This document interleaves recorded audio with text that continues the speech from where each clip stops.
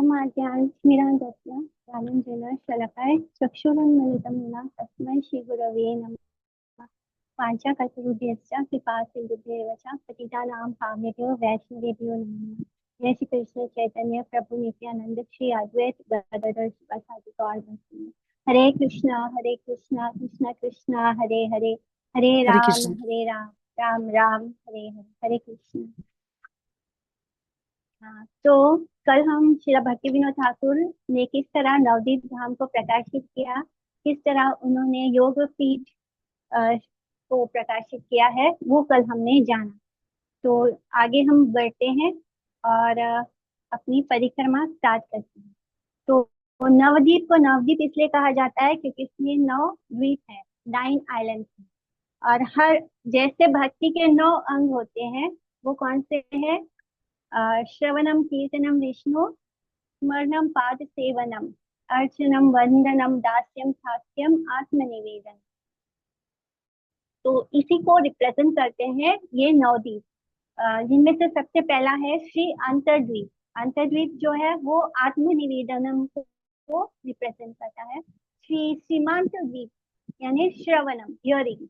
श्री गोधूम द्वीप चैंटिंग कीर्तनम।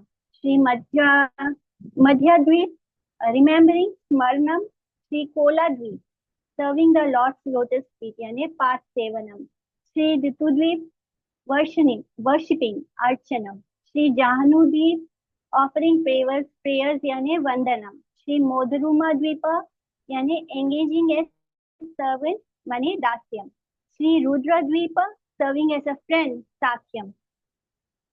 तो इस तरह जो नवद्वीप नवद्वीप धाम के 9 द्वीप है वो हमारा जो ये भक्ति के 9 अंग है उसको रिप्रेजेंट करते हैं। अब हम अपने चैप्टर 1 को स्टार्ट करते हैं, जिसमें हम धाम की महिमा को जानेंगे। उसके पहले मंगला अर्चना से शुरू होता है, यानी ऑस्पिशियस इन्वोकेशन। जय जय नवद्वीप चंद्र सची सुता, जय जय नित्यानंद राय अवधूता। यानी श्री सच्चिनंदन की जय हो। श्री जो नवद्वीप धाम के चंद्र हैं, मून की तरह हैं। और all glories to Shri Nityananda Prabhu, जय हो नित्यानंद प्रभु की। श्री अद्वैत प्रभु की जय हो। जय जय श्री अद्वैत प्रभु महाशय गदाधर शिवास पंडित, जय जय। जय नवद्वीप धाम सर्वधाम सार, जय नवद्वीप वासी गौर परिवार। यानी नवद्वीप धाम की जय हो। उसके वहां पर रहने वाले सभी जो नवद्वीप वासी है उनकी जय हो, उस गौर परिवार की जय हो। सकल भक्त पदे करिया प्रणाम, संक्षेप वर्णिबा अमी नवद्वीप धाम।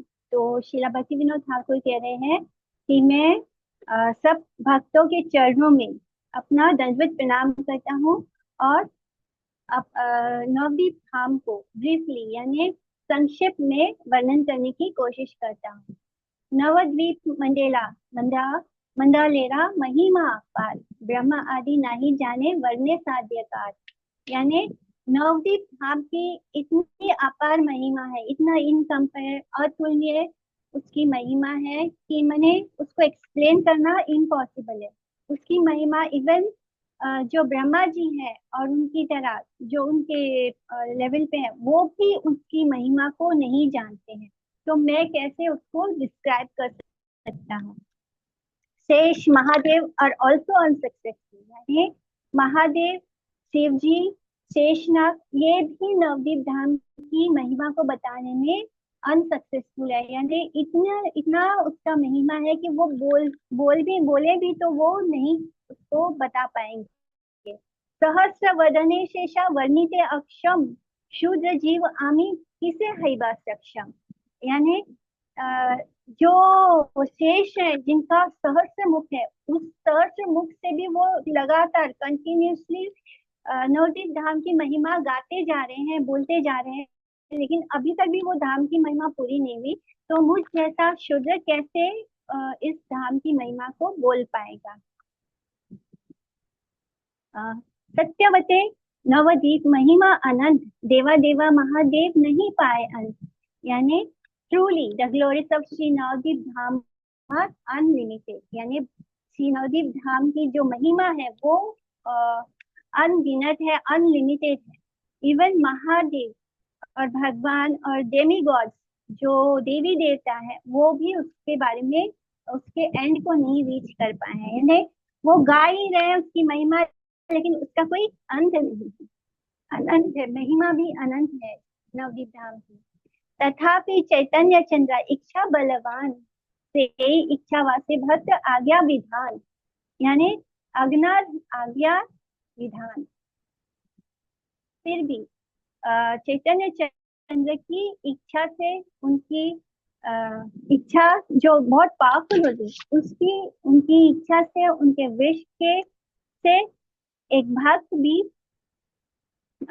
बोलने के सक्षम हो जाता है। यानी भगवान अगर किसी को चाहे तो भगवान जब अपने भक्त कुछ बोलना चाहते हैं, महिमा बताना चाहते हैं, तो वो एक भक्त के मुख से बोलते हैं। तो इस तरह श्रीला भक्ति विनोद ठाकुर भी यही बात बोल रहे हैं कि चैतन्य चंद्र की इच्छा से वो बोलने की कोशिश करेंगे। भक्त गणे आज्ञा दिला चैतन्य इच्छाए, नादिया महात्माए वर्णी भक्तेरा कृपाए। यानी श्री चैतन्य महाप्रभु की कृपा, अकॉर्डिंग टू हिज विल, उनकी इच्छा से जो भक्त हैं, उन्होंने, भक्तों ने मुझे नवदीप धाम की महिमा को, उसकी ग्रेटनेस को इंस्ट्रक्ट किया, उसको बताया है, और मैं उनकी कृपा से ही ये बोल पाऊंगा। फिर आर एका कथा अच्छे गूढ़ गूढ़ अतिशय, कही तेना इच्छा हया ना कही लेना। यानी इसके आगे भी बहुत ही कॉन्फिडेंशियल टॉपिक है, एक और बहुत ही गूढ़ टॉपिक है, जो मुझे कोई इच्छा नहीं है उसे सबके सामने बोलने की, लेकिन मैं अपने आप को रोक भी नहीं पा रहा हूँ। जे अवधि श्री चैतन्य अप्रकट हैला, धाम लीला प्रकाशित भक्त आज्ञा दिला। यानी जिस समय श्री चैतन्य महाप्रभु अप्रकट हो गए, अपने जो मैनिफेस्ट पास्ट टाइम से, अपनी लीला से अप्रकट लीला किया उन्होंने, तब एक भक्त ने उनका जो नवदीप धाम है उसका पास्ट टाइम, उसकी लीला को प्रकाशित किया। तो जो स्क्रिप्चर्स है, जो महाप्रभु के पास्ट टाइम्स के बारे में बताते हैं, उसको माया देवी ने सबसे छुपा कर रखा है। सर्व अवतार है ते गूढ़ अवतार, श्री चैतन्य चंद्र मोरा विदिता संसार। यानी जो the descent of my most worshipful Shri Chaitanya Mahaprabhu, यानी जो चैतन्य महाप्रभु की जो लीलाएं हैं, जो उनका आना है, वो सब कुछ बहुत ही कॉन्फिडेंशियल है। यानी बाकी सब अवतारों के बारे में ओपनली लिखा गया है शास्त्रों में, लेकिन चैतन्य महाप्रभु का आगमन और उनका अपीयरेंस जो है वो बहुत ही कॉन्फिडेंशियल तरीके से मेंशन है स्क्रिप्चर्स, उसको में वो कवर्ड है, वो ओपनली नहीं आता है। तो इसलिए वो आगे बताने की कोशिश कर रहे हैं। गूढ़ लीला शास्त्रे गूढ़ रूपे उक्त है, अभक्त जानेरा चित्ते ना हया होता है। यानी जो स्क्रिप्चर्स हैं वो उनके कॉन्फिडेंशियल पास्ट टाइम्स को बहुत ही छुपा कर व्यक्त किया है। यानी एकदम ओपनली नहीं बताया है चैतन्य महाप्रभु के बारे में। उनके जो लीला है, उनका जो आना आना है, वो सब कुछ, उनका जो पास्ट टाइम्स है, वो सब कुछ कवर्ड है, जैसे एक पर्दे के पीछे है। जो भागवतम में श्री चैतन्य महाप्रभु के बारे में दिया गया है, लेकिन वो इनडायरेक्टली दिया है। इनफैक्ट जहाँ पे भागवतम का लास्ट श्लोक, श्रीमद् भागवतम का जो लास्ट श्लोक है, उसमें संकीर्तन की महिमा को बताया गया है। तो श्रीला गुरुदेव बोलते हैं कि जहाँ पर श्रीमद् भागवतम एंड होता है, वहां से श्री चैतन्य चरित्रमृत स्टार्ट होता है, यानी भगवान चैतन्य महाप्रभु की लीला स्टार्ट होती है। तो संकीर्तन के बारे में तो मेंशन किया गया है, लेकिन वो चैतन्य महाप्रभु के आने के बारे में भी मेंशन किया है, लेकिन उसको बहुत ही हिडन तरीके से किया है, उसको छुपा कर किया है। और ये बातें किसी प्योर डिवोटी को ही समझ में आती है। इसलिए जो नॉन डिवोटी हैं उनके हार्ट में ये पास टाइम्स अपियर नहीं होते। श्री चैतन्य महाप्रभु की लीला किसी अभक्त के हृदय में अपियर नहीं होती। से लीला संबंधे जाता गूढ़ शास्त्र छिला, माया देवी बहुकाल आच्छादी रखिला। कि उनका बहुत सारे कॉन्फिडेंस मैंने ये जो स्क्रिप्चर्स है उन्होंने उनमें ये पास टाइम कॉन्फिडेंशियल तरीके से माया देवी ने छुपा छुपा दिया है फॉर लॉन्ग टाइम। काफी समय से, बहुत लंबे समय से माया देवी ने उन स्क्रिप्चर्स के अंदर श्री चैतन्य महाप्रभु की इन लीलाओं को छुपा दिया है। अप्रकट शास्त्र बहु रहे यथा तथा, प्रकट शास्त्र जात चैतन्य रे कथा। से सकल माया देवी पंडित नयना, आवारिया राखे गुप्त भावे अनुक्षणा। ये जो नैरेटिव है श्री चैतन्य महाप्रभु, वो कितनी बहुत सारी जगहों पर उनके मेंशन हुआ है। माने वो पब्लिक में वो स्क्रिप्चर्स आए भी हैं, लेकिन लेकिन उनको यहाँ वहां कहीं रख दिया गया था, यानी माया देवी ने उसको कंसील कर दिया था लोगों से और स्कॉलर्स से, ताकि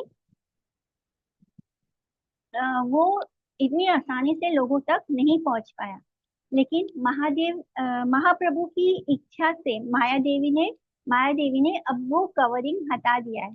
क्योंकि जब श्रील भक्ति विनोद ठाकुर ने आकर श्री चैतन्य महाप्रभु की लीला को प्रकट किया, तब दोबारा वो संकीर्तन मूवमेंट स्टार्ट हुआ। नहीं तो जब महाप्रभु अप्रकट हो गए तो वो सारी उनकी लीला को माया देवी ने कवर कर दिया था सबके आंखों से। गौरेरा गंभीर लीला हैला अप्रकट, प्रभु इच्छा जानी माया हया अकपट। उठाइला लाइला जाल जीवा चक्षु हैते, प्रकाशिला गौर तत्व ई जड़ जगते। यानी इस जड़ जगत में उन्होंने उसको प्रकाशित किया। जब गौर सुंदर ने अपनी पास टाइम्स अपनी लीला को कंप्लीट किया तो माया देवी उनके प्रति बहुत ही वफादार फेथफुल होने के कारण उन्होंने जीवों के आंखों पे जो पड़ा हुआ पर्दा था उसको हटाया, और फिर उनकी जो लीला है गौर तत्व उसको इस संसार में उनका जो रियल गौर तत्व है उसको प्रकाशित किया। गुप्त शास्त्र अनायास हैला प्रकट, रुचिला जीवेरा जात युक्तिरा संकट। जितने भी हिडन स्क्रिप्चर्स हैं, जितने भी जो स्क्रिप्चर्स छुप गए थे इस टॉपिक पर, उसको इजीली मैनिफेस्ट किया और सबके सामने उसको प्रकाशित किया।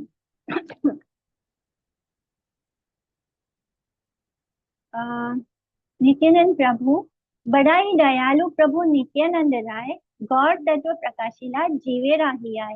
यानी जो नित्यानंद प्रभु हैं, जो बहुत ही दयालु है, बड़ा ही दयालु, उन्होंने इस गौर तत्व को हर जीव आत्मा के हृदय में प्रकाशित किया। तार आज्ञा पाए माया छाड़े आवरण, शुभक्त पंडित गना पाए शास्त्र धन। यानी श्री नित्यानंद प्रभु के ऑर्डर पर माया देवी ने उस कवरिंग को हटा दिया, और ये स्क्रिप्चर्स जो थे, जो महाप्रभु के बारे में बताते हैं, वो प्योर डिवोटीज के सामने प्रकाशित करके, जिससे कि प्योर डिवोटीज के लिए वो क्या है, वेल्थ है एक, उसको उनके सामने प्रकाशित किया। यहाँ से संदेह हजार ना हया खंडन, से अभाग वृथ के न धाराया जीवन। यानी इसमें ये लिखा है कि जो अनफॉर्चुनेट है, जो जिनको जो संदेह करते हैं, इस बारे में भगवत गीता में भी आता है कि जो डाउटफुल सोल्स हैं उनके सामने भगवान की महिमा नहीं प्रकाशित होती। तो यहाँ पे लिखा है कि ऐसे जीव जिनके सामने जो ये सब सुनने के बाद भी जिनके हृदय में महाप्रभु के लिए प्रेम नहीं जागता, तो वो अपना जीवन व्यर्थ ही गवा रहे हैं। जय काले ईश्वर जय कृपा विताराया, भाग्यवंत जानता है बड़ा सुखी है। तो जो फॉर्चुनेट पर्सन है वो उस पर जब भगवान की कृपा होती है तब वो विथ हैप्पीनेस उसका जीवन सुख आनंद से भर जाता है। तो वो हर जगह उस भगवान की कृपा को बांटना चाहता है। और लेकिन जो अनफॉर्चुनेट पर्सन है उसका क्या सिम्टम्स है? दुर्भाग्य लक्षण ई जन सर्वजन निज बुद्धि बड़ा वाली करिया गानन।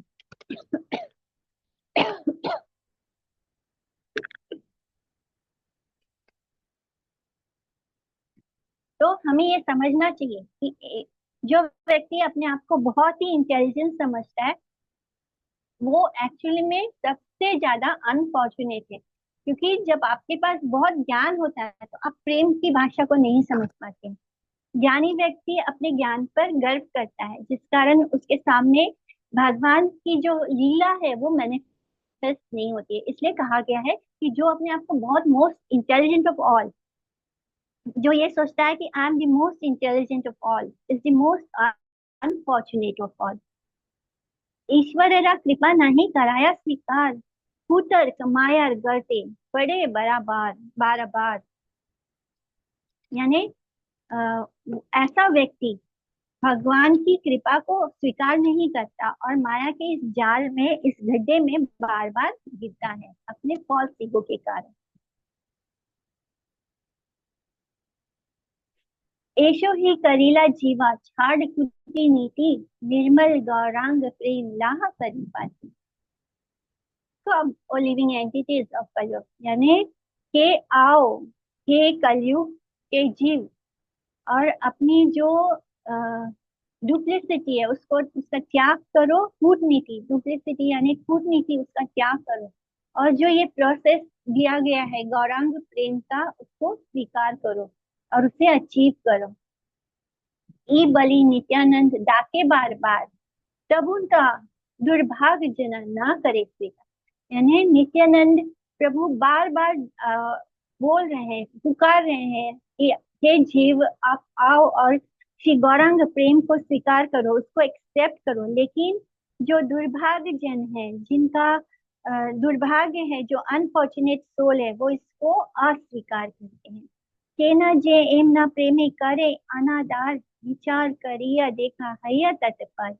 यानी why do they not honor this Prem, please consider this carefully. यानी क्यों ऐसे लोग इतनी आसानी से जो प्रेम बांटा जा रहा है उसको स्वीकार नहीं करते।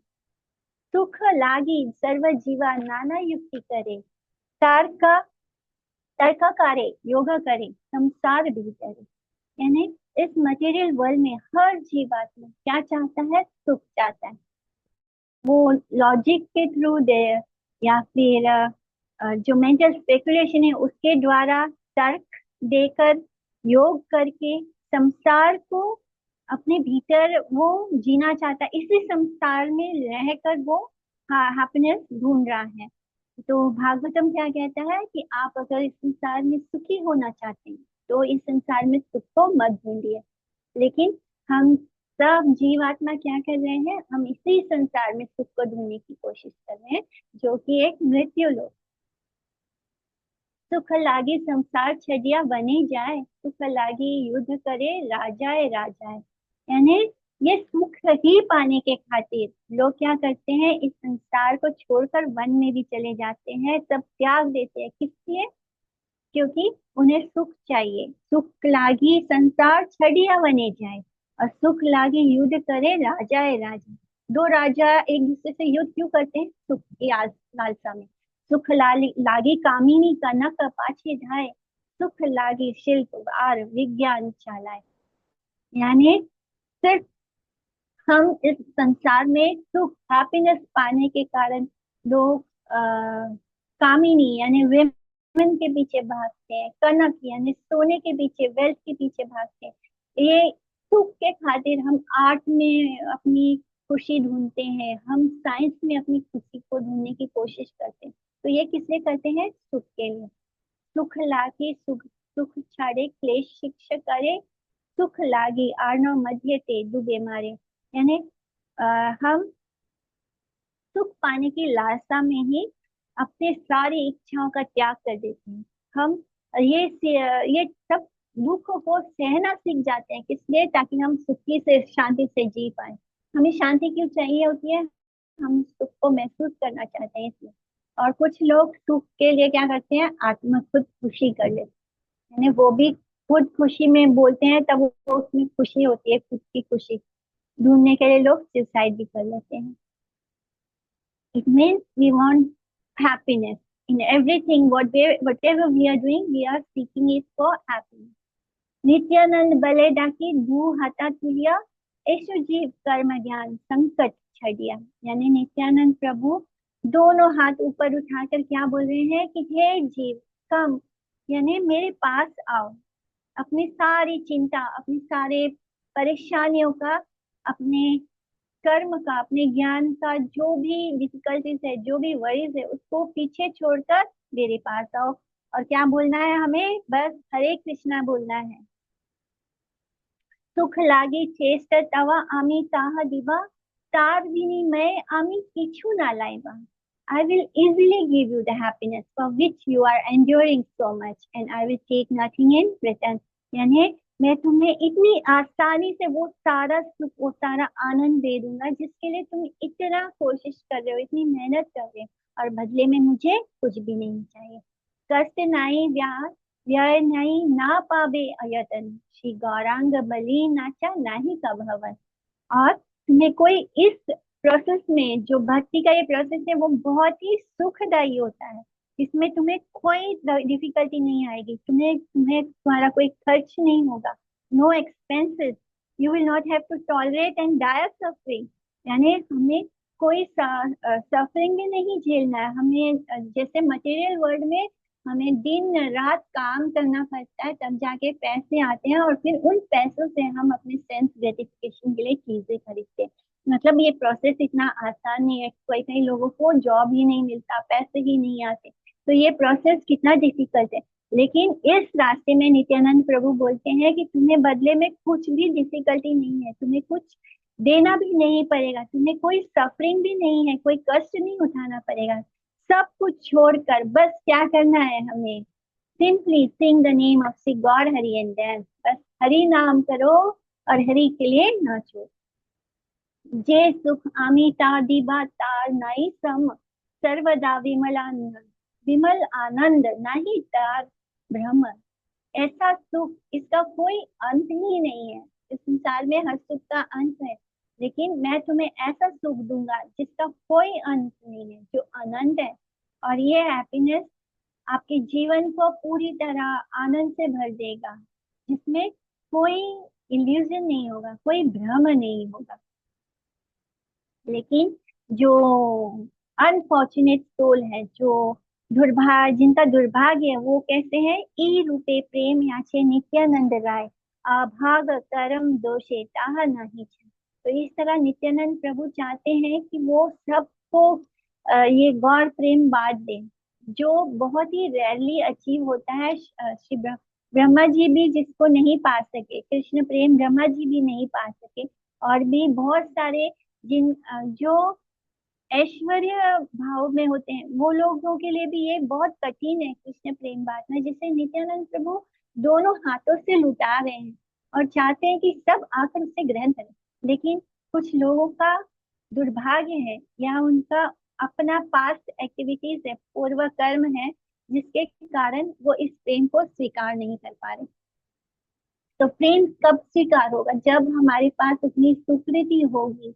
तो इसलिए हमारा जो पूर्व कर्म है, अगर हमने पिछले कर्मों में, पिछले जन्मों में, पास्ट लाइफ में या पास्ट कर्म में भगवान के लिए कुछ भी किया है, जाने अनजाने में, ज्ञात अज्ञात सुकृति अगर हमारे पास होगी, तभी तो हम किसी साधु भक्त की बात को सुनने की इच्छा जागेगी। वरना ये हमारा दुर्भाग्य है कि हम उस प्रेम को, जो बड़ी आसानी से हमें मिल रहा है, जिसके बदले में हमें कुछ देना नहीं पड़ेगा, जिसमें हमें बस हरि नाम करना है, कम चैंट एंड डांस, लेकिन फिर भी कुछ दुर्भाग्यशाली अनफॉर्चुनेट सोल हैं जो इसको स्वीकार नहीं करते। गौरंग निताई जय बला एक बार, अनंत कर्म दोष अंत हयाता। यानी जिसने एक बार गौरंग निताई बोल दिया तो उसका उससे क्या होता है, जितना हमारा बैड कर्मा है, जो बैड रिजल्ट्स है, अनलिमिटेड पॉजिटिव एक्टिविटीज की वजह से जो हमने बुरे कर्म एक्वायर किया है, वो सब डिस्ट्रॉय हो जाएगा। चाहे हमारा अच्छा कर्म हो या बुरा कर्म, वो हमको इस संसार में बांधता है। लेकिन जब हम सिर्फ गौरांग निताई बोलेंगे तो अच्छे कर्मों के लिए तो हम भोगने के लिए तैयार होते हैं, लेकिन जो बुरे कर्म का फल आता है तो हम उसे नहीं भोगना चाहिए। तो जितना भी अनलिमिटेड हमारा बैड रिजल्ट है, बुरे कर्म है, वो सब सिर्फ गौरांग निताई बोलने से खत्म हो जाएगा। अनंत जन्मों का हमारा कर्म खत्म हो जाएगा। तो इस कलयुग में सिर्फ गौरांग महाप्रभु का जो पास टेंस है वही, उस पर ही चर्च होनी चाहिए, उस पर हमारा मन होना चाहिए। आर एक गूढ़ कथा सुना सर्वजन, यानी एक और गूढ़ कॉन्फिडेंशियल बात सुनिए सभी लोग। कली जीवे योग्य वस्तु गौर लीला धन। यानी इस कलयुग में, कलयुग के जीवों के लिए जो सबसे इम्पोर्टेंट चीज है जिससे हमारा बेड़ा पार हो सकता है, वो क्या है? गौर लीला का धन है, गौर पास टाइम्स है, उसी से इस कलयुग में हमारा उद्धार होगा। गौर हरि राधा कृष्ण रूपे, 8 मिनट है, उसके बाद ये अपने आप बंद हो जाएगा। गौहरी राधा कृष्ण रूपे वृंदावने, नित्य कला विलास कराए सखी सने। यानी श्री राधा कृष्ण और Shri Gaur Hari in eternal pastimes enjoy करते हैं अपनी सखी के साथ वृंदावन में। शास्त्रीय जानीला जीवा ब्रज लीला तत्व, राधा कृष्ण नित्य लीला ब्रजे राम महत्व। कि जो शास्त्र है, उसको, उसमें जो जीव आत्मा है वो ब्रज लीला का ट्रू नेचर नहीं समझ सकती है। लेकिन जो आ, राधा कृष्ण का जो इटर्नल पास टाइम है, वो उसका ग्लोरीज हम बोल नहीं सकते, उसका जो महिमा है, उसका जो महत्व है, उसको हम समझ तो नहीं सकते। लेकिन एक जीवात्मा के लिए ब्रज लीला को समझना उतना बहुत मुश्किल है। लेकिन फिर भी इस स्क्रिप्चर्स के थ्रू, जो गौर हरि की कृपा के द्वारा हम राधा कृष्ण की ब्रज लीला को भी समझ सकते हैं और उनका जो इटर्नल पास टाइम है उसको भी समझ सकते हैं। कृष्ण नाम कृष्ण धाम महत्य अपार, शास्त्रेरा द्वारा जाने सकल संसार। यानी ये जो हमारे शास्त्र हैं, हम अगर अपने आप इन शास्त्रों को पढ़ने की कोशिश करते हैं तो इसको समझना हमारे लिए कठिन होता है। जब तक कि हम किसी शुद्ध भक्त के मुख से शास्त्रों को नहीं सुनते, तब तक वो किताबें, वो पुस्तक हमारे सामने होंगी, हम उसको पढ़ेंगे भी, लेकिन उसका हम समझ नहीं पाएंगे, वो लीला हमारे सामने मैनिफेस्ट नहीं होती। लेकिन जब हम किसी शुद्ध भक्तों के मुख से उसी चीज को सुनते हैं तो वो हमारे अंदर उसका इफेक्ट होता है, इम्पैक्ट होता है। कृष्ण नाम कृष्ण धाम महात्म्य अपार, इतना अपार महात्मा है कृष्ण का नाम का, कृष्ण के धाम का। और ये सब कुछ हमें किस तरह मिल रहा है? शास्त्रों के द्वारा। पूरे जग को, सकल संसार को ये प्राप्त हो रहा है। तबु कृष्ण प्रेम साधारण नहीं पाए, यह हर कारण की वह चिंता चिंता ही आए। यानी इसके बावजूद क्यों सब लोग कृष्ण प्रेम को अटेन नहीं कर पाते, इसके बारे में हमें सोचना चाहिए। यहाँ ते अचेता एकाभूत साल, माया मुग्ध जीव ताहा ना करे विचार। यानी जो माया मुक्त जीव है वो इस पर विचार ही नहीं करता। ये मैंने हम खुद भी सोच सकते हैं कि ये कितनी साधारण सी चीज है, यानी कितना आसान है। भगवान का नाम ही तो लेना है, भगवान का प्रसाद ही तो पाना है। हम लोग देखते हैं कि लोग कुछ लोग मंदिर के बाहर बैठकर भीख मांगते हैं। वो क्यों भक्त नहीं बन जाते? वो क्यों? उनके लिए भी तो कितना आसान हो जाएगा ना, भक्ति कितनी आसान है। फिर भी माया का ऐसा आवरण है, ऐसा लोगों के पास ना, मंदिर के बाहर बैठकर भी उनको, उनके लिए इतना मतलब डिफिकल्ट है कि वो मंदिर में एंट्री नहीं, खुद मंदिर में किसी को एंट्री बैन नहीं होता, लेकिन फिर भी वो लोग बाहर बैठकर भिक्षा कर रहे होते हैं, लेकिन अंदर नहीं जाते, भगवान पर नहीं भरोसा करते। अगर एक बार हम भगवान के सामने सरेंडर कर दे तो हमें संसार के सामने हाथ फैलाने की जरूरत नहीं पड़ेगी। तो ये एक क्वेश्चन है जो हमें सोचना चाहिए कि कृष्ण प्रेम इतना इजीली हमारे शास्त्रों में इतना ओपनली मेंशन किया है, हमारे हमें भक्त लोग बार बार बोलते भी हैं, लेकिन फिर भी क्यों वो हर किसी के हृदय में नहीं प्रकाश। बहु जन्म कृष्ण भजी प्रेम नाही हया, अपराध तुंज तार अच्छा है निश्चय। अगर बहुत जन्म हो गए हमने फिर भी कृष्ण नाम भजन कर रहे हैं, कृष्ण नाम का जप कर रहे हैं, लेकिन फिर भी अगर हमारे हृदय में कृष्ण प्रेम नहीं आता है, तो इसका मतलब है कि हमने निश्चय ही कोई अपराध किया है, जिसके कारण हमारे हृदय में प्रेम नहीं जागृत हो। चाहे हम जन्मों जन्मों तक कृष्ण का नाम जप कर लें, लेकिन अगर हम साथ में अपराध भी कर रहे हैं, कोई भी अपराध कर रहे हैं, चाहे वो धाम के प्रति हो चाहे वो नाम के प्रति हो, अगर हमसे अपराध बन रहा है तो हमारे हृदय में कृष्ण प्रेम नहीं जागृत होगा। अपराध शून्य हया लया कृष्ण नाम, तभी जीव प्रेम लाभे अविराम।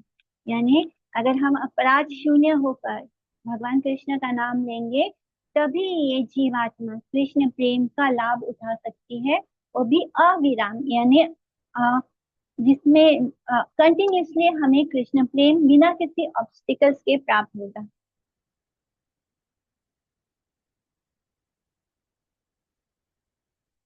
तो लेकिन क्या इस कलयुगी जीव के लिए पॉसिबल है कि वो निरपराध होकर कृष्ण नाम ले सके? तब इस पे आता है वर्णन। श्री चैतन्य अवतार बड़ा विलक्षण, अपराध तत्वे जीवा लभे प्रेम धन। यानी इस कलयुग में ये गौर अवतार क्या है, हम कलयुग जीवों पर भगवान की अपार कृपा है।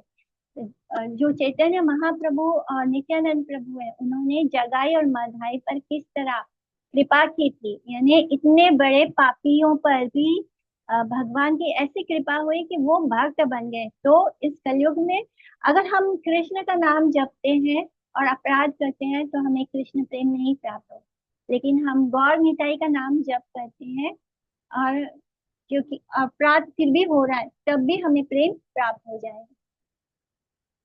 अन्य तीर्थेरा कथा रखा भाई दूरे, अपराधी दैत्य दंड पाया ब्रजपुरे।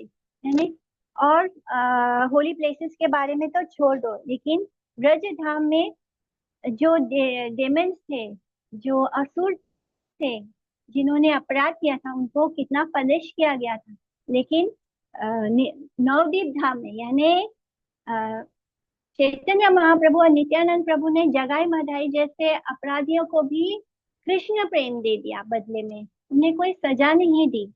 नवदीप सत शत अपराध करी, अन्य से मिटाई कृपा जया तारी। यानी हम अगर नवदीप में हंड्रेड ऑफ मैंने शत शत मैंने हंड्रेड एंड हंड्रेड ऑफ अपराध भी करें, तब भी ये जो नित्यानंद प्रभु है, उनकी कृपा से हमें अ, उससे भी मुक्ति मिल जाएगी। यानी नवदीप धाम में इतना अपार महिमा है कि वहां पे इतना अपराध करने पर भी अगर हम एक बार नित्यानंद प्रभु के चरण पकड़ लें, तो हमारे वो सारे अपराध क्षमा हो जाएंगे, उनकी कृपा से हमें उन अपराधों से भी मुक्ति मिल जाएगी।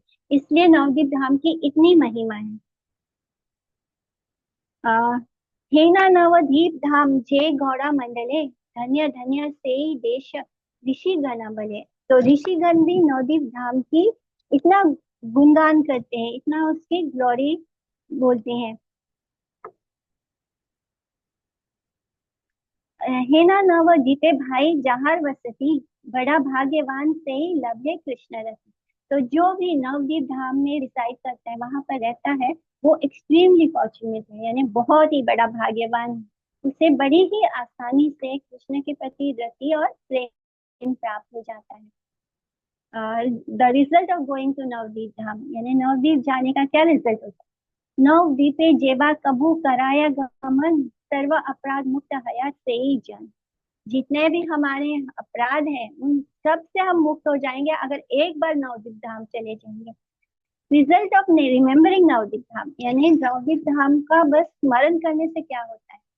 सर्वतीर्थ भ्रमय तीर्थी का जहाँ पाया, नवदीप स्मरणे से ही लाभ शास्त्र गाया। यानी जो हमारे स्क्रिप्चर्स हैं वो बताते हैं कि जो सिंपली नवदीप धाम को याद करता है, रिमेम्बर करता है, उस रिमेम्बरेंस से क्या हो जाता है कि उसको वही फल मिलता है जो अ, एक भक्त को तीर्थों में भ्रमण करने का जो फल प्राप्त होता है, वो फल खाली नवदीप के बारे में हमने विचार किया कि जैसे हमने सोचा कि हम नवदीप धाम की परिक्रमा करेंगे, हमने हमारे हमारे माइंड में क्या आया, हम नवदीप के बारे में हमने सोचा, बस इतना सोचने मात्र से क्या हुआ, हमें सारे तीर्थों में भ्रमण करने का फल प्राप्त हो गया।